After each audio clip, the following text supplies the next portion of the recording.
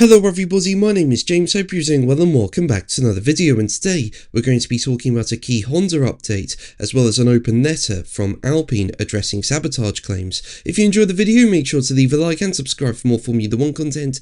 Also make sure to follow me on Instagram and X at James's Pit Lane. I'll leave links in the description. But let's jump straight into the video. So let's start with Alpine, and well, at the moment they look like the fourth fastest team, and it's been Pierre Gasly who's been scoring the majority of their points. I mean, in China, Gasly finished in 6th place, and then in Japan, he finished in 7th. But the results haven't been as strong for his teammate, Franco Colapinto. I mean, in China, Colapinto finished in 10th, and then in Japan, Colapinto finished in 16th. Now, apparently sabotage claims circled on social media around the Chinese Grand Prix weekend, suggesting there was a specification difference between Colapinto's car and that of Gasly's. However, the race say it later emerged that this stemmed from the team finding a gearbox problem just before the Shanghai weekend, which led to small differences in parts between the cars as Colapinto returned to an older part from testing. And Colapinto also talked of the front wing under-delivering and said it was something that we still needed to understand more on Thursday at the Japanese Grand Prix. Now, following the Japanese Grand Prix, Alpine has published a lengthy open letter which pushes back against unacceptable behaviour following the frightening incident between Colapinto and Oliver Bearman during the Japanese Grand Prix and the collision between Esteban Ocon and Colapinto in China. And as part of that statement, Alpine addressed claims that it's sabotaging Colapinto's car, with the team saying the team endeavours to put the two fastest car on track and provide equal opportunity for both drivers to be competitive and score important points for the team in the championship.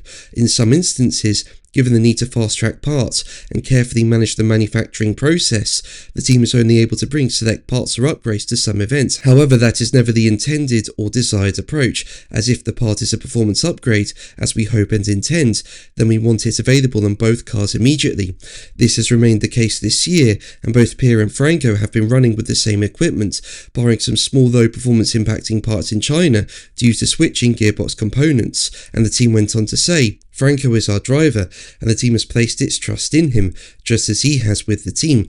That is an indication of the commitment we have to Franco, and is placing the team with equal footing alongside Pierre. Any questions about sabotage or not giving Franco the same car are completely unfounded, which is why the team felt the need to speak out. There might be times this year when pushing in the development race that upgrades come to one car first, which the team will communicate and be completely transparent about.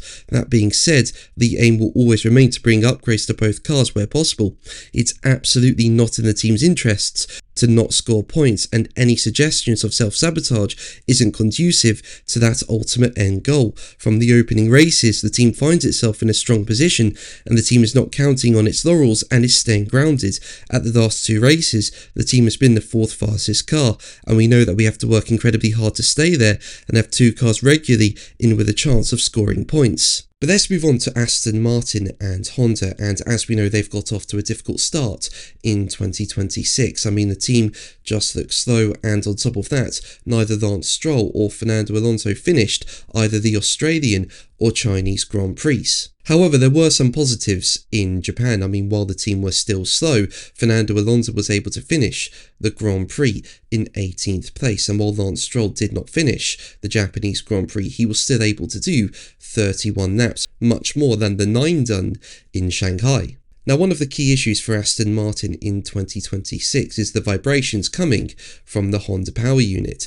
I mean, this has been damaging batteries, and on top of that, it's causing discomfort to both Alonso and Stroll. So yeah, it's really important that the vibrations are got on top of to improve driver comfort and also just to improve reliability and improve performance. Interestingly though, an admission from Honda president Koji Watanabe has raised questions about where the problem itself is stemming from. Speaking during the FIA press conference at last weekend's Japanese Grand Prix, Watanabe revealed that the vibrations coming from the Honda power unit were found to have been at an acceptable level during initial testing, pointing out that it was only when the chassis was introduced that the vibrations became an issue, with him saying, as quoted by GP fans, in the test on the dyno, the vibration is acceptable level, but once we integrate in the actual chassis, that vibration is getting much more than the test on the dyno. So of course only PU cannot solve the problem, only the PU. So we are really closely working together with Aston Martin to solve the problem, not only the power units but also together with the chassis. But that's going to be the video from me today. Thank you ever so much for watching. Make sure to like and subscribe for more videos, and until the next one, take care.